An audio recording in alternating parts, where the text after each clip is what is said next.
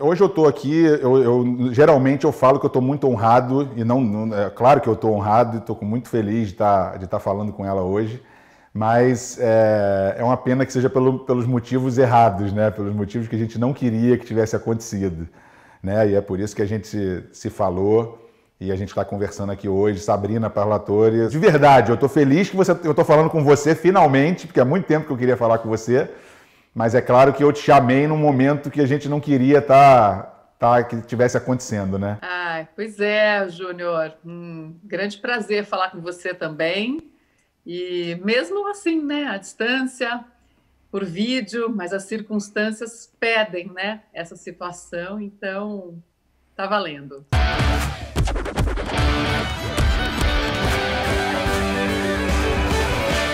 Eu vou começar logo por essa parte ruim, tá? Para a gente poder tirar isso do caminho. Mas, assim, eu acho que é de uma maneira de homenagear ele também, porque o Rodrigo, o nosso amigo, grande amigo Rodrigo Rodrigues, que ele era o seu melhor amigo, né? Que você dizia isso sempre. E a gente perdeu ele por causa desse Covid, dessa maldita doença. E foi uma coisa muito que me afetou muito. E eu vou começar te explicando por quê. Porque além de ser muito amigo dele, a gente saía muito para almoçar, a gente ficava conversando de madrugada e tudo. Mas eu até fiz uma série de tweets explicando isso, que ele sempre deixava dezembro para poder ir no meu jogo, no Jogo das Estrelas, no nosso evento. E eu brincava com ele que às vezes ele não ia porque ele tinha que viajar para a França, para a Inglaterra, para fazer os livros dele. Ano retrasado ele foi no meu jogo e ano passado a gente se encontrou várias vezes antes e ele me escreveu para ele poder ir para o jogo, para ter a credencial dele e tal. E eu chego numa hora perto do jogo que eu fico muito louco com as ligações, entendeu? Então eu acabei não respondendo ele uma ou duas vezes. E ele deixou de viajar, ele trocou o voo dele para poder ir no meu evento. E o meu pai falou com ele para dar o ingresso para ele, falou, não, deixa que o Júnior no dia vai me... E acho que ele me mandou mensagem um dia antes, eu não respondi.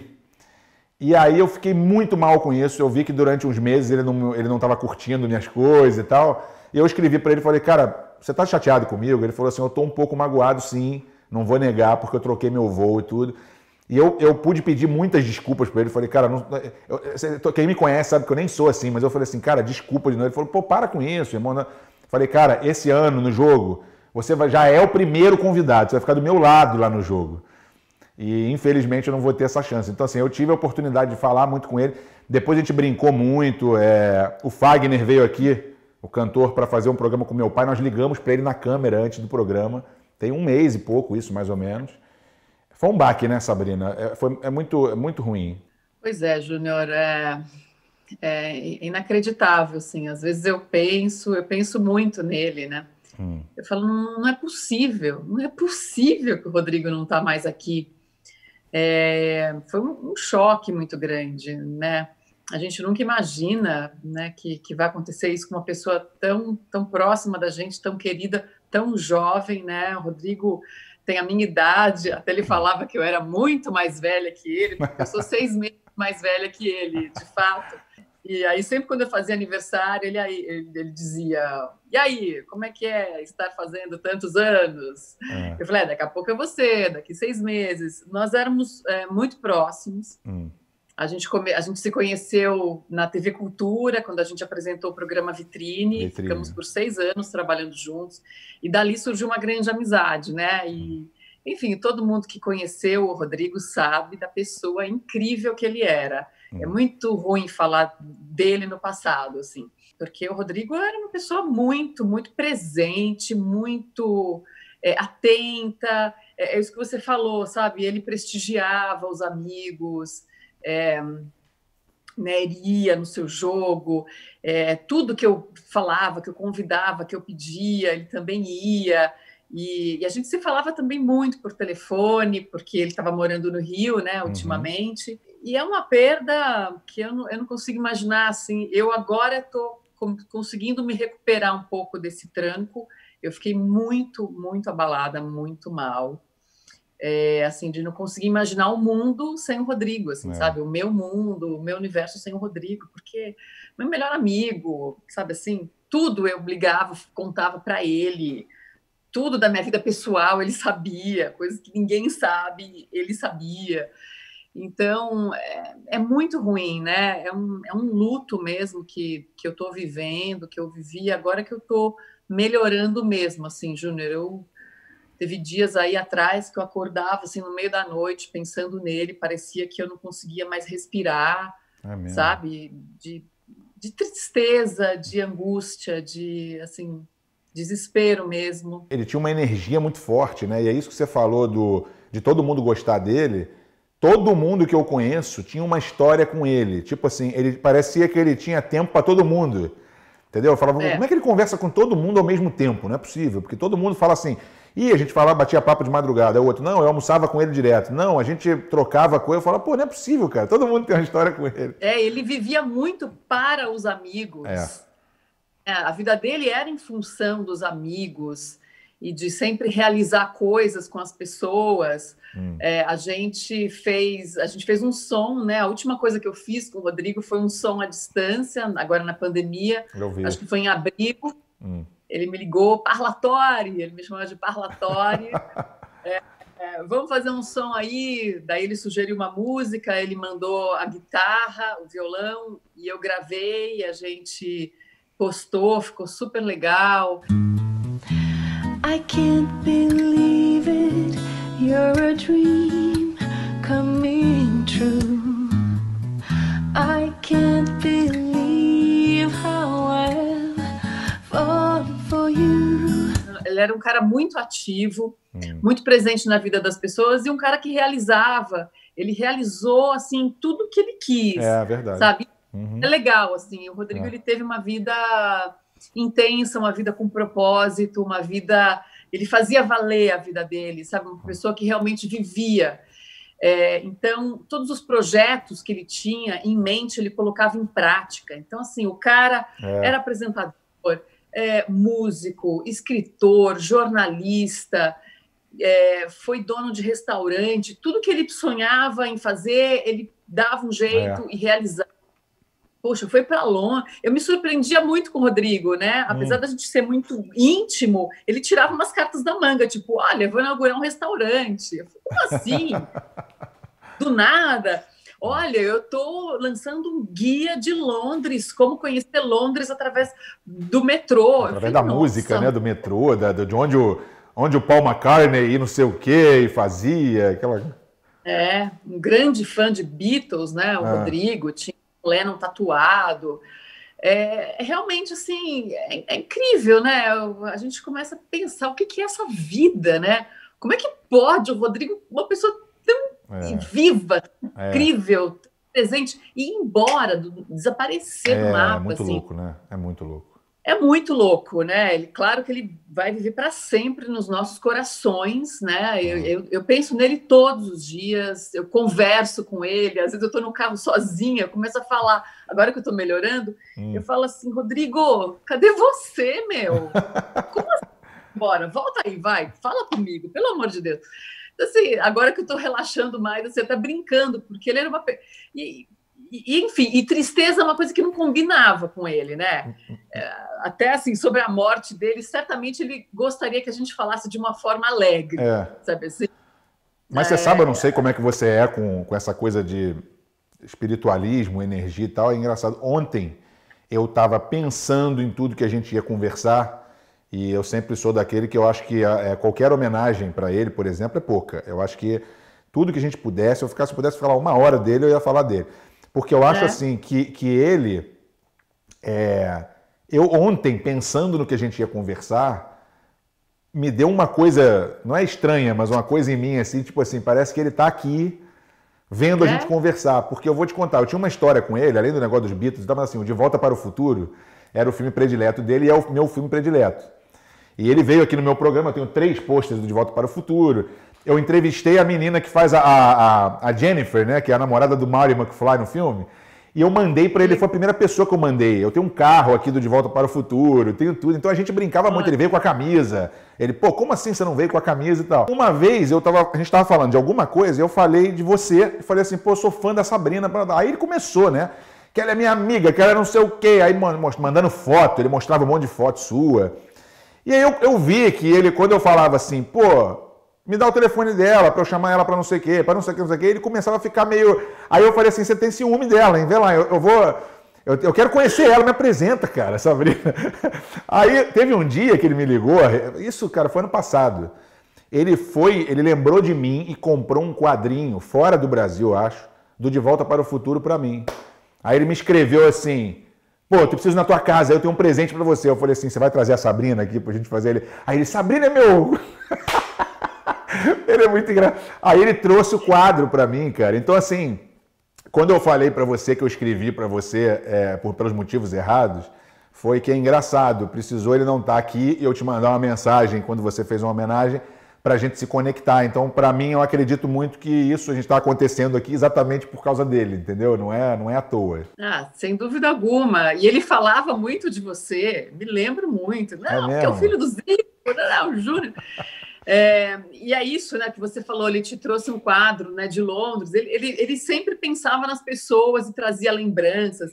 Eu tenho vários presentes do Rodrigo, de Londres ele me trouxe uma camiseta, que era da MTV, ele lembrou de mim e trouxe, incrível, né? Eu tenho um imã de geladeira, que é uma foto minha e dele, né, da época que a gente apresentou o Vini juntos, que uma vez ele me ligou, ele falou, a gente virou imã de geladeira, eu encontrei na Benedito Calixto, que é uma feira, né? De artesanato. Ele falou, a gente virou imã de geladeira. Ele comprou, me deu. Eu tenho na minha geladeira desde sempre. Putz, eu tenho muitos presentes do Rodrigo, assim, lembranças. Realmente é uma perda assim inacreditável. Ele tinha uma coisa com meu pai, cara, assim, de idolatria, que era uma coisa, você sabe, né? Tinha. Ele dizia, eu sou Flamengo, sou Udinese na Itália e sou Kashima no Japão. Tudo por causa do meu pai. Então, assim, é claro que a gente se aproximou por causa do meu pai, mas assim, a gente ficou muito, muito próximo, né? Porque a gente batia papo de madrugada, e ele falava de futebol, e falava do programa dele, fazia queixa, assim, era uma coisa muito, que nem você falou, é muito presente, né? Uma energia. É estranho saber que o cara não vai estar mais, né, do teu lado, muito, assim. Muito estranho. Eu lembro do olhar dele, sabe assim? A gente sempre se encontrava, se abraçava, aquele olhar, aqueles olhos claros, assim, profundos. É tudo tão vivo no Rodrigo, né? É uma coisa muito louca. Agora eu estou conseguindo falar dele com mais tranquilidade, sem chorar, sem sentir mal. Mas é muito difícil. Eu estava vendo ontem, inclusive, você falando, era um programa do Top 5, né? Dos discos que você foi fazer na casa dele, aquilo ali. Que vocês falam dos discos prediletos e tal. Ela tava tendo um caso com o Eric Clapton. Mentira. É sério. Não, peraí. Ok. Participei de muitas coisas do Rodrigo. Ia também sempre nos lançamentos dos livros. Enfim, a gente era muito próximo, muito próximo. Ai, meu Deus do céu. Eu até brincava com ele quando ele fizesse um livro de Nova York, porque eu comemorava lá, eu falei assim, ó, cara, eu quero ser o teu ajudante lá de fazer. Ele, não, tá fechado, você vai ser meu assistente pro livro e tal. Infelizmente, a gente nunca vai poder. Quem sabe um dia eu faço um guia em homenagem a ele em Nova York para poder dizer que foi, né, em homenagem a ele. Eu acho que toda homenagem é pouca e ele vai ficar para sempre aí guardado no nosso coração. E foi um cara que... Foi a primeira vez que eu vi meu pai chorar em muitos anos. Meu pai falar de um cara que é 22 anos mais novo que ele não é normal. Isso eu conheço meu pai, é muito difícil. Ele chorou na Rodrigo ele conquistava muito as pessoas, né, por onde passava. Imagina, eu trabalhando com ele, 6 anos, ele chegava, ele mudava, ele era o astral em pessoa, chegando no estúdio, chegando na redação, brincava com todo mundo, tirava sarro, a gente ria. Eu dizia que o melhor dia da semana era o dia que a gente gravava juntos no estúdio, porque era uma tarde deliciosa. O Rodrigo, eu sempre falo isso, ele é o cara que levantava a bola para o outro cortar, sabe assim? Generoso, queria que você brilhasse, queria te ajudar, queria parceiraço mesmo, né? O sonho dele era ir para a Globo e é engraçado como ele chegou lá e no Troca de Passe, ele mudou a maneira dos caras fazerem o programa. Ele mudou, o cara deitava atrás da cadeira e não sei o que, da mesa. O Galvão entrou e elogiou ele, você viu essa? Impressionante, né, cara? A gente começava a rir vendo o programa, coisa que a Sport TV não era assim. Exatamente. Ele tinha esse jeito descontraído de apresentar. Eu achava o máximo. Eu era muito fã do Rodrigo como profissional, como apresentador. E eu dizia isso para ele. Eu falava, Rodrigo, você vai ser um dos maiores jornalistas de esporte da Globo. E ele era isso, ele estava crescendo, porque ele tinha aquele jeito só dele, único, de apresentar, de descontração. Um cara inteligentíssimo, super culto. Não dá para acreditar, Júnior. Não dá. Sinceramente, até agora eu... Hoje a gente não vê isso, mas eu tenho a impressão de que daqui a alguns anos a gente vai entender que o propósito dele foi de viver esse tempo aqui e fazer tudo isso, entendeu? Porque até no Jornal Nacional ele apareceu, né? No seu Jornal Nacional, fantástico, sei lá, assim, todo mundo, foi uma comoção incrível, todo mundo falou dele. Então, esse era o propósito dele nessa nossa vida aqui. Então, não tem jeito, temos que seguir o barco, né? Porque é o que ele gostaria da gente fazer. Ah, sem dúvida alguma. O Rodrigo quer astral. Quer astral. Vem com tristeza dele, vem com esse negócio. Né? Ele era muito assim, muito leve. Então é o seguinte, já que eu falei de cachimba, porque quando eu fui ver as suas coisas, eu não sabia, não tinha ideia de que você tinha passado um tempo no Japão. Porque você sabe que a gente tem uma história com o Japão, cara. Eu morei lá 3 anos, depois joguei lá. Meu pai, 15 anos lá, agora voltou, tá 2 anos lá de novo. Eu não sabia que você tinha essa coisa toda com o Japão. Como é que foi esse teu tempo lá? Júnior, eu ia te dizer isso, porque quando eu fui para o Japão, eu morei em temporadas lá, né? Ah, não foi uma vez só, não? 4 vezes. Que isso? Eu fui 4 vezes. E era a época que vocês estavam lá, se eu não me engano. Que foi de 91 a 94. Meu pai foi de 91 a 94. Eu fui em 91, fiquei um tempo em 92, eu comecei a morar lá. 92 ou 94, em Tóquio. Exatamente. E assim, o teu pai Surreal. É ídolo master no Japão. Só se falava em Zico. E assim, era um orgulho para a gente, como brasileiro, né, estar lá e saber, né, que tinha um brasileiro desse calibre lá, enfim, e fez história, né? O teu pai fez história no Japão.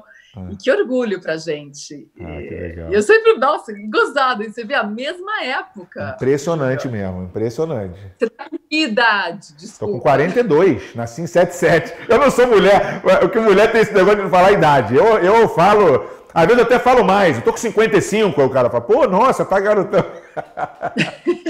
Mas 42. Eu tô com 45, né? Então você era um pouquinho mais novo, você era pré-adolescente. Tinha 14, né? 15 anos, né? Eu tinha 16, 17, 18, 19, foi essa fase que eu fui para lá trabalhar como modelo. Então, né? é isso que eu ia perguntar. Naquela época, eles recrutavam bastante modelos daqui para fazerem trabalhos lá. E eu fui contratada de uma agência de modelos de Tóquio e foi incrível a experiência, né? Você ainda morou lá 3 anos. Eu morei assim, eu morava 3, 4 meses cada vez que eu ia. Então eu tive essa experiência, né, de viver lá e puxa vida, que incrível. Até eu sempre penso assim, eu quero muito voltar para lá, né? Hoje, depois de tantos anos. Você foi capa de revista lá, não foi? Capa de revista, fez comercial ou não? Chegou a fazer comercial lá? Fiz muita coisa, fiz muitos catálogos, revista, capas comerciais de TV, eu fazia bastante campanha de produtos de beleza, então cremes, maquiagens, né? Então era muito essa coisa, mais o rosto, né? Eu fazia bastante coisa de beleza. E é incrível, eu adoro os japoneses, eu me dei muito bem. Eu sempre falo que eu sempre tive uma relação com os japoneses, com os descendentes de japoneses muito forte. A minha melhor amiga é japonesa, descendente de japonês. Aí fui para o Japão, me dei super bem lá, trabalhei bastante. Tinha uma relação muito legal com os japoneses. Quanto tempo você não vai no Japão? Pô, desde essa época. Foi em 94. Foi a última vez que eu fui, 94. Que isso, gente. Eu fui ano passado, eu não ia desde 2003, 2004 também. Foi uma emoção muito grande. Eu fui na minha casa, onde eu morava, na porta de casa. O pessoal acha que é palhaçada, mas eu chorei vendo a minha casa, onde eu fiquei lá 3 anos. Mas é uma época, porque é uma época ali, 14, 15, 16 anos, marca muito, sabe? Fui na estação de trem onde eu pegava o trem e tal. Você morou em Tóquio mesmo? Morei em Tóquio, apesar do meu pai trabalhar em Kashima, agora ele está morando em Kashima de novo, mas ele ia e voltava, né? Então eu não tinha como não. É lá que eu aprendi, o meu inglês ficou muito bom lá, porque eu estudei em colégio americano lá, entendeu? 2 anos e pouco. Então, fala japonês? Não, inglês, só inglês. Japonês eu sei ler e escrever em 2 alfabetos. Eu sei ler e escrever. Mas Puxa só vida. isso. Falar é direita, esquerda, para frente, para trás e acabou. É difícil, hein? É difícil. É difícil. Como é que você de modelo foi parar na MTV? Porque todo mundo que eu falo o teu nome, primeira coisa que a pessoa fala é, pô, ela era da MTV, não sei o quê, todo mundo lembra. Foi uma época muito bacana, né? Como é que isso aconteceu? Sim, a fase mais marcante da minha vida, né, foi a MTV. Então, por ser modelo, eu fui fazer um teste na MTV para ser VJ, porque de vez em quando eles chamavam algumas modelos para fazerem testes para VJ. E eu fui, assim, nem imaginava trabalhar com isso, ser apresentadora, não imaginava. Fui como quem não quer nada e acabei passando. E achei demais, assim, né? Me identifiquei muito com o local, com as pessoas, com o trabalho. Apesar de não entender de música, eu fui aprendendo conforme eu ia trabalhando lá. Então, eu era novinha, né? Tinha de 20 para 21 quando eu entrei. Mas quando você entrou, você não era ainda coisa de música, não? Você não era tão assim ligada em música? Não. Sempre gostei, claro, Sim. mas não era uma entendida de música como outros VJs, né? Por exemplo, o Gastão, o Fábio Massari, o Edgar foram contratados porque eles tinham uma ligação com a música já, muito conhecimento e tal.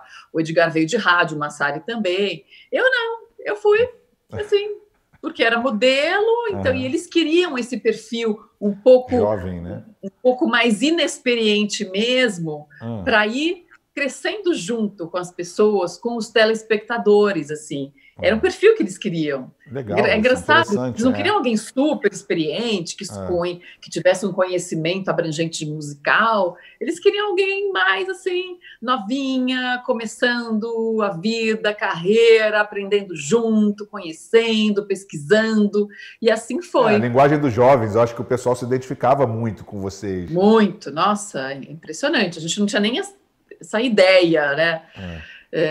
De quão forte era essa identificação com o jovem, porque na época a MTV era uma das únicas mídias para o jovem, né? De informação, os clipes eram lançados, na grande maioria lá. Então, não é como hoje, imagina, não tinha internet, a gente mal tinha e-mail. Não, era a principal referência nossa de música, né? Depois, aqui no Brasil. Referência. Para público, para as bandas, né? Era o endereço das bandas, né? Para apresentarem seus trabalhos. Toda a indústria fonográfica, né? A MTV era muito importante. Foi incrível, assim, né? Os jovens de hoje, de 20 anos de idade, não têm noção do que foi a MTV Brasil nos anos 90, né? 2000, ali comecinho. Foi gigante. Foi. Eu que sou fã de rap desde pequeno, ali no Yo MTV Raps, que eles trouxeram dos Estados Unidos para botar lá, acho que era o Rodrigo o nome dele, que apresentava o Yo. E funk. E eu adorava, eu assistia todos os clipes. Aquilo ali foi a minha introdução, assim, mais para eu ficar mais inteirado ainda com rap. O rap era uma das partes dessa história toda, porque existia também o break, que era a dança, e o grafite, que era a arte de rua. E vocês todos ali, assim, não vou dizer todos, mas muitos, Astrid, o Zeca Camargo, eu lembro do MTV no Ar, que ele falava aqui, o Zeca Camargo, MTV no Ar, acho que era a Didi também, né, que era lá. Vocês ficaram conhecidos, né, do grande público, mesmo depois que vocês iam fazendo outras coisas, o fulano da MTV, né? A gente virou uma referência, essa MTV. Eu digo que eu vou ser sempre lembrada como a Sabrina da MTV, por mais que eu faça outras coisas, por mais outros lugares que eu tenha trabalhado, mas o que ficou muito marcado mesmo foi a MTV, né? Foram quantos anos de MTV? Eu fiquei 5 anos lá. Nossa. Nem foi tanto. Parece que são de 15, né? De tão intenso que era, né? Exatamente. Foi muito intenso, foi muito legal, né? Comecei praticamente minha vida profissional lá e mesmo super novinha, sem muita experiência, foi incrível, né? Fora que assim, né? Imagina você entrevistar seus ídolos. Era uma experiência assim única, né? Onde a gente não teria em nenhum outro lugar. Eu ia falar isso agora, que você... Eu acho que ali foi a primeira vez... Tudo bem que a Globo já fazia uma vez ou outra pegar um artista quando o cara vem aqui no Rock in Rio, sei lá. Mas foi a primeira vez que você via ali os artistas à vontade, conversando com alguém que não é um jornalista, né, de elite e tal, antigo, que é uma pessoa, uma jovem, que também curte a música, falando às vezes com uma jovem, que nem lá, Cristina Aguilera ou alguém assim mais jovem, que você estava ali batendo papo. É a primeira vez que era aquele acesso, parecia que era um acesso mais, né, particular ali da galera. A gente era uma extensão da galera, do fã, né? Então, por isso que essa identificação era muito forte. Então, a gente representava os jovens ali, né? Diante dos seus artistas preferidos. E era muito legal. E a gente tinha uma comunicação com o público, com o telespectador, muito legal também, sabe? Apesar de não ter sido ali naquele começo a era da internet, mas a gente se comunicava, tinha os programas por telefone, tinha carta que a gente recebia. Não era Disque MTV o nome? Tinha não era um negócio, era esse, né? Eu apresentava um dos meus programas, era o Disque, que era a parada dos 10 clipes mais votados pela audiência. Então já existia aí uma interação do público, né, muito forte, né? As pessoas votavam todos os dias nos seus clipes favoritos. Os 10 mais votados eram apresentados às 6 da tarde por mim. E o Disque era um sucesso absoluto. E você tem que ligar pra gente e votar no seu videoclipe preferido para que faça a nossa parada. A gente começa então com Titãs na 10ª posição, Eu Não Vou Dizer Nada. Depois, no sábado, tinha o Top 20 Brasil, que eram os 20 mais votados da semana. E a galerinha até hoje me encontra na rua e fala: você não sabe, eu ficava esperando todos os dias às 6 horas da tarde o Disque MTV com você, todo dia ali, quando eu chegava da escola, do trabalho. Mó barato, né? É legal que a gente antigamente tinha fita cassete que a gente ficava no gravador para gravar o programa de rádio. E no caso de vocês, depois era a pessoa estar esperando para ver os clipes, para ver as músicas todas, né? Exatamente. O pessoal gravava também, VHS. Eu gravava, né? Tem coisa na internet dessa época que o pessoal posta. E foi um período muito legal, muito, muito legal, né? Agora vem cá, eu sempre fiz evento e tal, fui atleta, já fiz evento, e depois nos últimos 2 anos eu comecei esse programa e a gente tem que bater papo, né? Eu sempre digo que não é uma entrevista, é sempre um bate-papo para deixar as pessoas à vontade, tá? Um conceito diferente de fora. E por eu falar muitos idiomas, principalmente o inglês, foi uma coisa que eu fui buscando, né? Um monte de gente de fora e tal. Então, assim, é muito bacana você falar com artistas, pessoas que você eram seus ídolos quando pequeno, e você tá, assim, falando com eles e batendo um papo na naturalidade. Mas eu hoje tenho uma idade já avançada, né? Como nós somos agora. Mas você, quando você pegava essas pessoas ali, você era muito nova. E você estava falando de um jeito que, você não está acostumado. Como é que era ali para você, assim, tipo, dava muito nervoso na época, ou você passou por isso muito rápido, ou de você ficar, assim, meio deslumbrado, assim, tipo, cara, não tô acreditando que eu tô aqui, me belisco, eu tô falando com essa menina aqui. Apesar de ser novinha, né, de entrevistar os meus ídolos, né, a gente era muito profissional, então, assim, na hora ali da entrevista, eu esquecia que era fã, que era ídolo, enfim, porque você fica muito concentrado no teu trabalho, no que você tem que fazer, né? Então não existe essa coisa de ficar deslumbrado, de comoção. Eu ficava mais preocupada em fazer o trabalho, em fazer perguntas legais, inteligentes, em fazer uma entrevista legal, né? Pelo menos comigo, assim. Eu ficava mais preocupada, ficava nervosa, claro, principalmente nas entradas ao vivo, nos programas ao vivo, que você tinha que entrevistar, que traduzir simultaneamente, quando era entrevista em inglês. Então, era uma responsabilidade muito grande, era um trabalho, sabe assim, um trabalho de responsabilidade, de foco, de atenção. Então, por mais que a gente fosse jovem, né, ali, diante dos ídolos, a gente não podia perder esse foco, né, essa concentração. Então, eu separava muito bem as coisas, não tinha nem como ser diferente. Isso é uma coisa que me deixa angustiada, é assim, você falar com a pessoa em inglês e depois ter que traduzir e a pessoa ficar esperando ali, parada, olhando para você, falando português. Aí você fala outra pergunta de novo. Isso eu não gosto. Eu faço tudo e depois boto legenda e, olha, melhor assim. Pois é, só que no ao vivo você não pode fazer isso, não pode né? fazer você isso, tem que traduzir ali simultaneamente, a não ser que tenha um tradutor, né? Como tem no Oscar, né? Nessas transmissões, que tem um tradutor ali. Mas é muito difícil, é um trabalho difícil. Porque é isso, é você lembrar de tudo que a pessoa respondeu para você poder traduzir, né? Às vezes tem coisas também que escapam, que você nem entendeu direito como é que você vai traduzir. Então, pois esse aqui é o ruim, não né? É fácil. Acaba pulando coisa, né? Mas você vê, em 2 anos e meio que eu estou fazendo, outro dia me chamaram para uma live me perguntando quais os mais marcantes. Porque na hora que nem você está falando, quando você está fazendo, você não se preocupa com isso. Mas depois, quando você olha para trás, você fala, cara, aquilo ali foi surreal, aquilo ali. Quais que você mais, assim, quando lembra, você fala, cara, eu fiz com fulano, ciclano e beltrano, que foi, assim, demais. Pois é, né? Puxa, fiz programas com Caetano Veloso. Eu falo, nossa, como é que eu entrevistei o Caetano Veloso, assim, pá? Milton Nascimento... Alanis Morissette, né? Que também, nossa, eu era super fã e ela bombando muito na época. Fui fazer uma entrevista para o Top 20 Brasil lá no estúdio. Foi gravado, não foi ao vivo. Menos mal, né? A gente fica melhor assim. Tenso.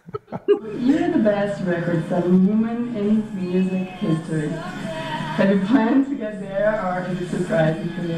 I don't know if anyone can really plan to get. I guess they can. E tem sempre uma tensão em saber como você vai ser recebido, né, pelo artista. Então, é uma preocupação também que existia bastante, né, de saber, será que o cara é legal? Será que o cara é educado? Será que o cara é paciente? Né? Então, porque às vezes o cara está numa agenda ali, num batidão de dar entrevista, aí chega na hora, ele está de saco cheio, está cansado, né? Então, existia sempre essa tensão de como será que o entrevistado é. E, puxa, graças a Deus, sempre deu certo, sempre me dei bem, assim, nas entrevistas, né? Nunca tive grandes problemas com isso. Mas achei legal você falar Caetano e Milton Nascimento, que eu pensei se fosse falar Bon Jovi, Cristina Aguilera, você falou logo 2 ícones da música brasileira. Isso é interessante, é bacana isso. Ah, sim, né? Puxa, 2 monstros, né? 2 gênios enormes da nossa música. Então, era uma responsabilidade muito grande, né? Para uma menina de 20 anos, de 22 anos, entrevistar um cara desse tamanho. Então, existia aquele medo, aquela tensão, né, de não falar nenhuma bobagem, de não fazer nenhuma pergunta que constrangesse ou que não fosse, né, bem elaborada. Eu lembro que eu fiquei muito tensa quando eu fui entrevistar o Lulu Santos, por exemplo, que diziam que ele era meio difícil, que não sei o quê. E eu estava super tensa, mas foi ótimo no fim das contas, ele foi super agradável. Então, e porque é o que eu digo, assim, apesar da MTV ser ter sido, assim, uma emissora jovem, feita por jovens, a gente tinha um senso de responsabilidade muito grande, né? Existia muito profissionalismo, muita concentração, muito foco, muita seriedade. Eu era muito preocupada com a informação que eu ia passar, principalmente porque a gente passava para o jovem, né? O jovem ali em formação de opinião. Então, era de muita responsabilidade qualquer coisa que você falasse, né? Eu, pelo menos, acho que deve ser assim. Claro. Deve ser assim até hoje. E, infelizmente, hoje, né, eu devo fazer essa crítica. Todo mundo virou apresentador, youtuber, etc. e tal, né? A mídia está hoje aberta para qualquer pessoa abrir um canal e fazer qualquer coisa. Infelizmente, tem muita informação de má qualidade sendo passada. Concordo. E é isso que... esse é o lado ruim dessa tecnologia toda que a gente vive hoje em dia, de redes sociais, desse acesso absurdo que se tem hoje. Eu proibiria comentários, porque os comentários são uma coisa assim, cara, eu fico até horrorizado. Eu falo, cara, que isso, cara? Não é possível. Se a pessoa... Você está dando voz para um monte de gente que, às vezes... Tudo bem, você quer ver os comentários legais, mas assim, não dá para você ler certas coisas, né? Não dá. Então, cabe ao telespectador, ao público, filtrar, né? Filtrar o que vai ouvir, o que vai ver, o que vai assistir. Porque não existe mais filtro, né? Não tem. As pessoas falam qualquer bobagem. Por algum motivo, ele consegue 1 milhão de seguidores, que é um mistério como é que se consegue isso. E, de repente, tá aí, fazendo sucesso, as marcas acham bonitinho o cara ter 1 milhão de seguidores falando uma bobagem qualquer. E o cara às vezes eu recebo uns comentários lá, graças a Deus, 99,9% de positivos do conteúdo e tal, e foi assim, cara, isso aqui era para ter 1 milhão de pessoas vendo, isso aqui era para ter 2 milhões. Eu falo, cara, não é bem assim, porque as pessoas hoje parece que não gostam de conteúdo bom. Né? Elas gostam do que é popular. Tem gente no banheiro fazendo videozinho com copo e tá lá com 10 milhões. Isso que você vai fazer. O importante é a gente fazer de uma maneira correta, que a gente acha que na história vai ficar marcado aquilo ali como um bom conteúdo, né? Que eu acho que é o que a gente tenta fazer, né? Exatamente. Então, a gente está vivendo uma era muito louca, né? Muito louca. De redes sociais, de celebridades que você nem sabe quem é a pessoa, o que ela faz, mas ela faz sucesso com um nicho, com um público X ali. Eu vou lá ver o Instagram e tá meu pai lá, ou Pelé, ou Maradona, sei lá. Então, o Sylvester Stallone, aí tem lá 2 milhões, 3 milhões, aí tem um garoto com 18 milhões, e fala, cara, ele virou ícone agora, fogo, não tem jeito. Isso, né? Eu também, eu tenho ídolas, assim, tipo a Carla Bruni, né? Que pra mim é uma cantora, imagina, a mulher foi primeira-dama da França, uma cantora, modelo maravilhosa, um ícone de elegância, de beleza, de conteúdo, e ela, não sei, deve ter lá seus 600 mil, 700 mil seguidores. E aí você vê uma fulana botocada, cheia de plástica, que fala qualquer bobagem e tem 15 milhões. Você fala, meu Deus, o mundo tá... O que está acontecendo? Essa foi demais, tá dando botox. Não, gente, o que mais tem é a mulherada assim hoje em dia, né? Bocão, é o narizinho, é aquela plástica, e a menina tem 25 anos, hein? 25 anos de idade. O mais incrível é que tem fãs que adoram que ela faça plástica, ela mostra fazendo a plástica, olha, gente, e acham lindo, e acham bacana, e acham que isso é o que é o lance, sabe assim, da beleza. E aí tem a marca que acha legal a fulaninha ter 15 milhões de seguidores, toda plastificada, e banca a sujeita. Você fala, gente, os valores estão completamente invertidos mesmo, né? O mais engraçado você falando é que tem esses aplicativos, né, que parece que emagrece, ou sei lá. Eu nunca tinha visto isso, até um dia que eu falei assim, pô, deixa eu ver como é que funciona isso. Como é que você emagrece uma pessoa num aplicativo, uma bochecha? Cara, tem um negócio que você vê a pessoa no Instagram e, vamos supor, atrás dela tem uma linha. Aí a linha tá torta, a piscina tá torta, tá pra cá, porque aí o aplicativo parece que ele faz assim, aí a foto inteira vai, parece uma como é que fala? Uma sanfona. Então, dá pra ver totalmente, cara, é muito surreal, muito surreal. As pessoas ficaram meio doidas, né, cara?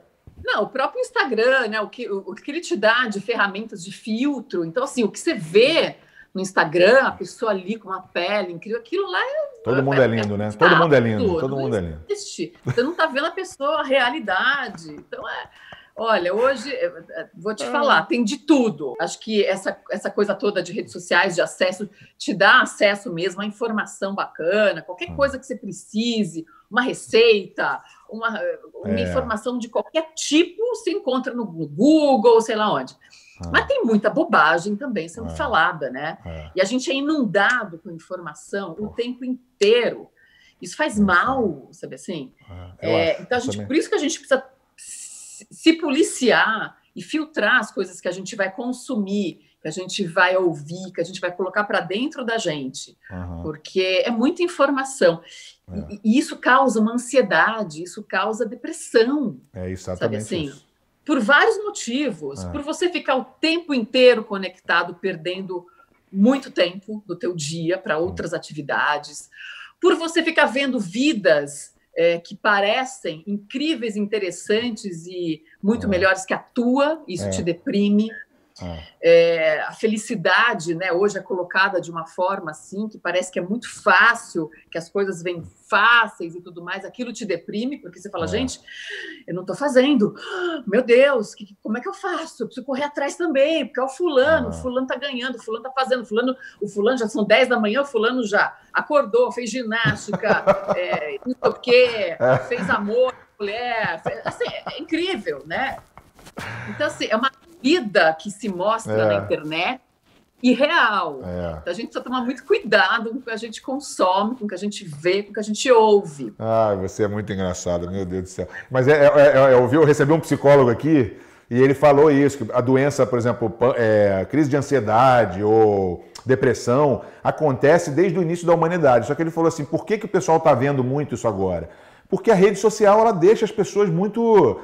Tudo isso que você falou, foi o que ele falou aqui. Que a pessoa parece que fica no telefone o dia inteiro, não consegue desgrudar do telefone. Acorda, na cama, olha o telefone, vai dormir, olha o telefone. Então, assim, é preocupação o tempo todo com o que as pessoas estão dizendo, coisa que não é nem real ali. Aquilo ali é comentário, a pessoa, entendeu? Tipo, não é a vida real que você está ali... É incrível isso mesmo, cara, é incrível. Sua bateria acabou, nós fizemos uma mágica aí, né? Você foi para outro local. Eu estou mais perto da parede, que é onde está a fonte aqui o carregador do celular. Tá certo. Tá vendo?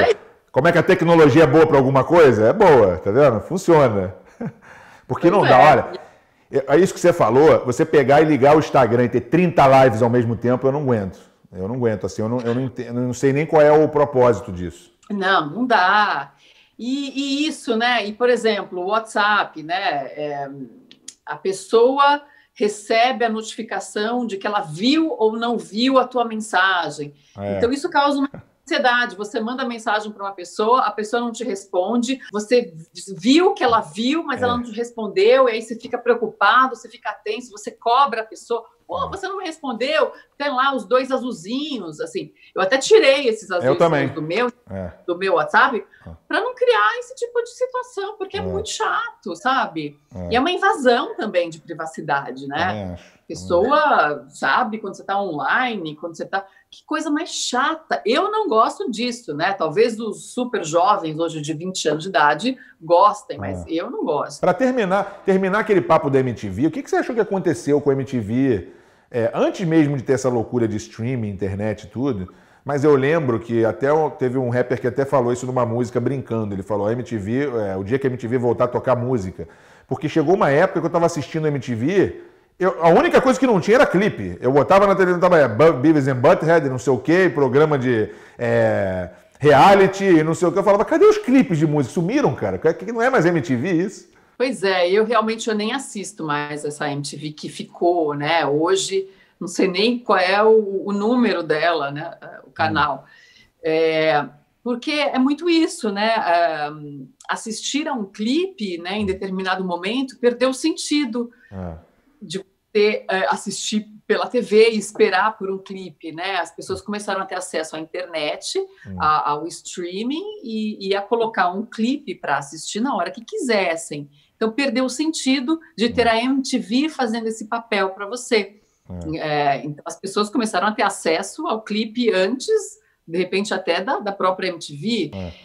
E por isso a MTV acabou perdendo, né, esse espaço do clipe mesmo. Então, acabou indo para outros conteúdos, né? Você saiu antes de acontecer isso, né? Antes de acontecer essa virada toda. Eu não estava lá. Eu saí em 2000. Nossa. Eu saí em 2000. Parece que foi ontem, né? Já tem 20 anos isso. Tem 20 anos.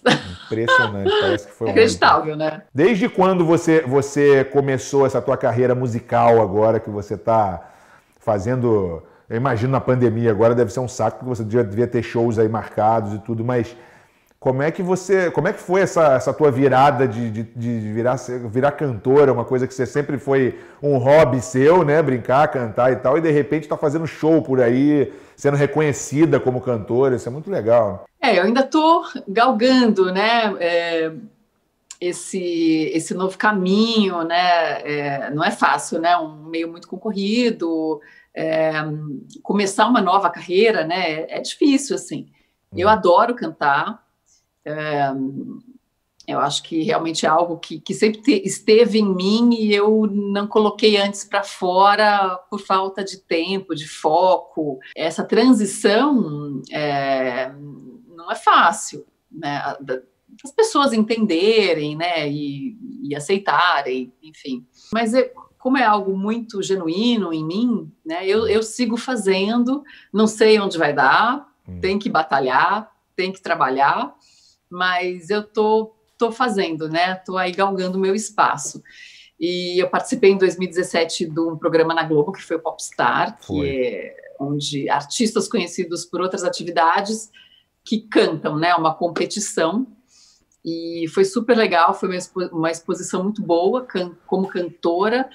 E a partir de lá as pessoas começaram a me ver um pouco mais, né? Como cantora, assim.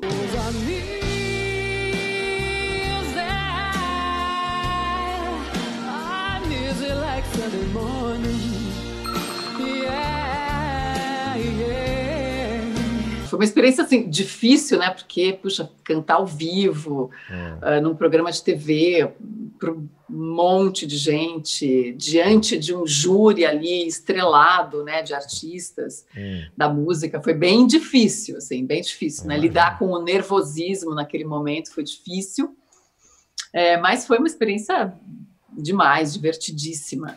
A prova de fogo, né, ali, né? Nossa Senhora, era um misto de emoções, né? Porque era nervosismo, mas era uma satisfação também incrível, um prazer incrível em fazer aquilo. O time que estava comigo era sensacional, né? De pessoas talentosíssimas, Lúcio Mauro Filho, André Frateschi, Fabiana Carla. Foi uma experiência incrível para mim, assim, minha primeira experiência na Globo, e foi super legal. Achei um ambiente maravilhoso, super profissional.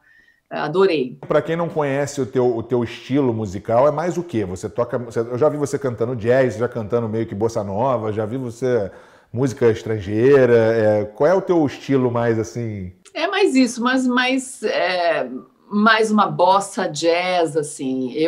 Esse ano eu lancei a minha primeira música inédita, que se chama Quero Você, que está nas plataformas digitais.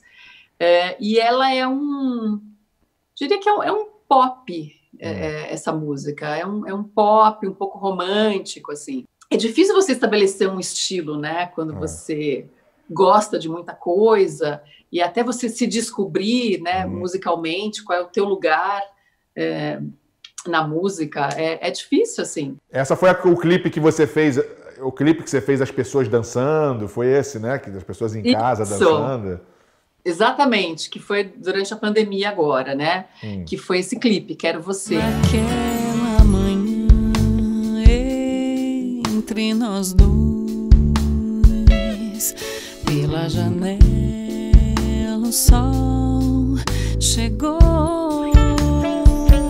Então, eu ainda estou buscando o meu estilo, sabe? Não tenho um estilo definido. Sim. Eu diria que eu sou uma cantora de MPB, eu canto bossa, eu canto alguns clássicos do jazz também, música pop brasileira, algumas coisas que eu incluo no show. Qual o projeto agora mais, assim, em mente, agora mais próximo que você... Porque essa pandemia acabou com a vida de todo mundo, assim, durante um tempo, né? A gente teve que se reinventar, pensar em coisas diferentes. Nossa. Mas, assim, o que você não vê a hora de fazer agora, de realizar agora nesse futuro próximo? Então, shows, né, presenciais, eu tenho feito algumas lives, até participando de alguns projetos. Agora em setembro eu vou participar de um festival de jazz, mas vai ser também da minha casa. A gente sente falta, né? Eu sinto falta de cantar para um público, né, presencialmente, porque é diferente. E do trabalho que eu vinha realizando, que é de palestras, né, de apresentação, de eventos, né, que é um trabalho que eu nunca deixei de fazer, faço bastante. Então, eu tinha, né, muita coisa agendada que foi desmarcada, e agora tem retomado de forma online, né, esse trabalho. Eu tenho alguns agendados agora, também nos próximos meses, que são trabalhos, apresentação de eventos para a empresa, e também alguns eventos onde eu conto a minha experiência com o câncer de mama que eu tive dentro do Outubro Rosa, né? Que eu tenho um trabalho bastante forte dentro do Outubro Rosa. E a música é isso. Eu tenho alguns eventos, umas lives agendadas, mas show presencial por enquanto não. Mas eu sinto muita falta. Muita falta. Em breve, tomara que em breve esse negócio acabe, que a gente possa voltar algo semelhante à vida normal, né? Porque, nossa, como faz falta, né? Esse contato com o público, e principalmente para quem é artista, nossa. Eu até faço, gosto até do online, é uma forma, enfim, diferente, né? E funciona de certa maneira, mas o contato com o público é muito diferente, né? Principalmente para quem está no palco apresentando. O nosso trabalho depende muito também da reação do público. Esse feeling, né, do que você está recebendo ali na hora é complicado. Moldando o nosso trabalho em função daquele contato mesmo, né?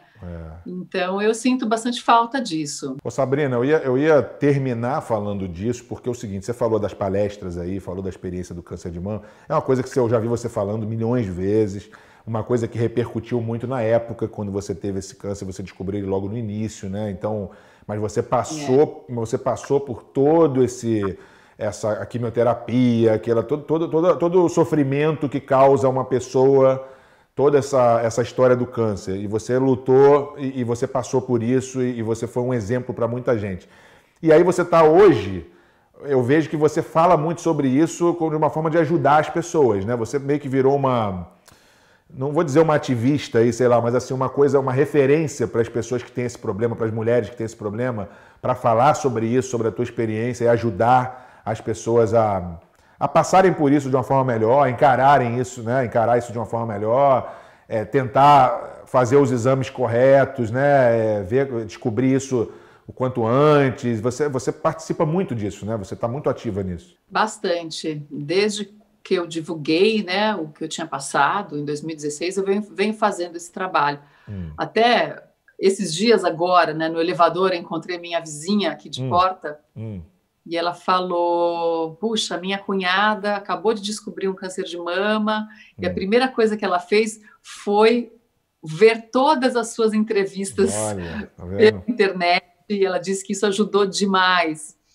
Porque é isso, né, o depoimento de alguém que passou por uma experiência dessa, ele é muito importante, ele ajuda de fato. E principalmente sendo uma pessoa já da mídia, né, onde as pessoas, com as quais as pessoas têm uma identificação, né, conhecem de alguma forma, é bom, né, parece que você divide aquele sofrimento, aquela experiência. E fora informações que a gente passa, né, e que são super valiosas. E eu venho fazendo bastante esse trabalho de informar, de dizer o quanto é importante as mulheres estarem atentas à saúde, aos seus exames anuais, como mamografia e ultrassom, que não podem ser deixados de lado, a gente tem que estar atenta, porque o câncer de mama, ele acomete qualquer mulher, em qualquer idade, ele acomete mais mulheres mais velhas, mas cada vez mais também está acometendo mulheres mais novas. Então, a gente tem que estar atenta à nossa saúde, e pode acontecer com qualquer pessoa. Buscar assim, segunda opinião também, né? Segunda opinião, terceira opinião é bom. Eu vi que você também passou por uma situação que o médico falou um negócio, aí depois, um tempo depois, você descobriu diferente, não foi? É complicado isso também, né?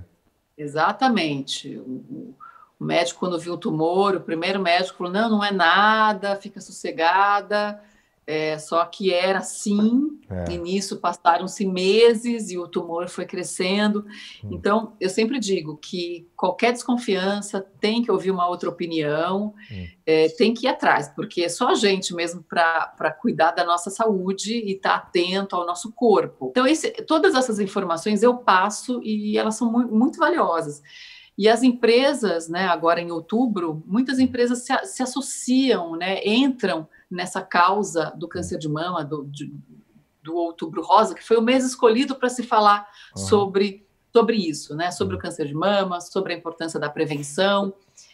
Então, eu sou contratada de muitas empresas nesse período para contar a minha experiência, e é muito legal, porque E pena que esse ano não vai ter esse contato, né, com as mulheres, porque o contato é tão legal. É o que eu falo assim, eu ajudo, mas eu sou tão ajudada também, eu recebo ali o carinho de mulheres que estão passando por isso, e que dividem a experiência comigo também, e que vêm, que me dão um abraço, e a gente chora junto. É muito legal, vira uma corrente mesmo de ajuda e de divisão de experiência que conforta demais quem passa por isso, porque é um período realmente muito difícil. O tratamento é muito agressivo, desgasta demais psicologicamente, fisicamente, é duríssimo. Né? A quimioterapia ela é arrasadora com o corpo, é mais necessária. Não, e é importante porque aquilo que a gente estava falando até do Rodrigo, falando do propósito nosso na vida.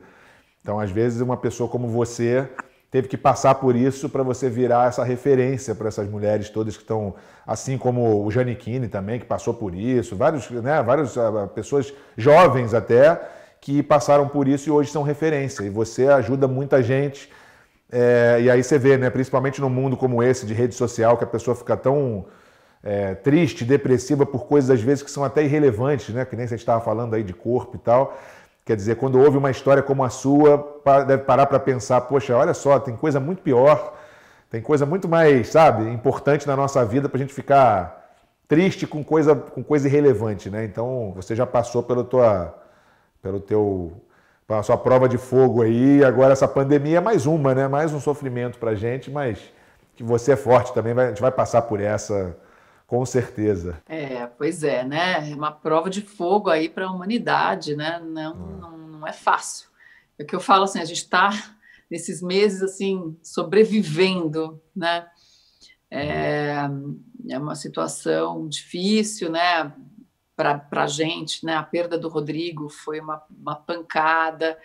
Existe o medo de pegar o vírus, o medo de ficar mal. A privação, né, o trabalho, né, que ficou realmente escasso. A pandemia está atingindo a gente em diversos níveis e a gente tem que ser muito, muito forte mesmo para poder suportar tudo isso, né? Eu vou buscando, assim, sabe, respirar, fazer meus exercícios físicos, minha yoga, a minha corrida, são coisas que me ajudam bastante emocionalmente, mas não é fácil, não. Mas, como eu sempre digo, eu acho que isso também tem um propósito, né? Veio para, de repente, mudar a cabeça de muita gente, né? Mostrar para a gente o que realmente é importante. E, sem dúvida, eu acho que isso vai ser bom. Um dia a gente vai agradecer por isso tudo ter acontecido. Não com a morte das pessoas queridas nossas, claro, né? Infelizmente, muitos estão tendo que pagar por isso, mas eu acho que, enfim, tem que pensar positivo, né? Sabrina, eu queria te agradecer, foi muito legal, muito divertido, trocou até de cenário, estava tão bom que a gente tem que trocar e continuar do outro lado. Mas eu sei que é uma pena que a gente não possa estar junto pessoalmente, eu, você e o Rodrigo, para poder, né, conversar sobre isso, mas tenho certeza que ele vai estar sempre junto com a gente, acompanhando o nosso trabalho, o seu trabalho principalmente. E vamos em frente, né? Vamos à luta. É isso mesmo, Júnior. Eu agradeço demais esse papo com você. É bom, né? Nesse período que a gente está isolado, é bom a gente trocar, né, ideias, histórias, porque isso, sabe, acalenta um pouco também o coração, isso ajuda a gente a passar, né, um pouco melhor por esse período, a gente divide emoções, né, os nossos sentimentos, isso faz bem, né? Esses encontros online. Mas quem sabe um dia a gente se encontra mesmo presencialmente, né? Para se conhecer, né? Finalmente. E vê se me avisa quando for para o Japão, hein? Volta para o Japão, hein? Você tem que voltar para o Japão. Menino, olha, tá nas minhas viagens, sem dúvida. O Japão e a Inglaterra também, que quando eu era criança eu morei em Londres, nunca mais voltei. Nossa. E eu sou louca para voltar para a Inglaterra também. Isso foi em 82. Nossa Senhora. Volta mesmo. Volta mesmo que vai ser bom. Vai ser a melhor coisa que você vai fazer na vida depois dessa pandemia aí. Poder viajar. Nossa, né? Nem fala. Querida, obrigado, viu? Beijo. Sucesso para você sempre. Eu que agradeço. Obrigada, um super beijo e bom trabalho para todos aí, viu?